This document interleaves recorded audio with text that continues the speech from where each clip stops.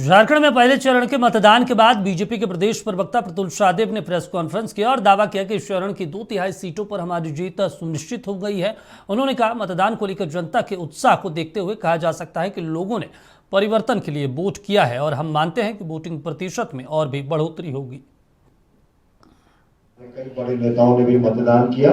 चंपई सोरेन साहब ने किया, अर्जुन मुंडा जी ने किया, अन्नपूर्णा देवी जी ने किया, संजय सेठ जी ने किया और बड़ी संख्या में शहरी और ग्रामीण मतदाताओं ने वोट किया। और हम फिर से चुनाव आयोग का साधुवाद करते हैं, अर्धसैनिक बलों को धन्यवाद देते हैं, झारखंड पुलिस के जवानों का भी धन्यवाद देते हैं कि बेहतर व्यवस्था थी। लेकिन एक चीज स्पष्ट हो गई है पहले चरण के चुनाव में कि जनता मांगे परिवर्तन, जनता मांगे बदलाव, जनता को बदलाव चाहिए, इस भ्रष्ट सरकार से मुक्ति चाहिए।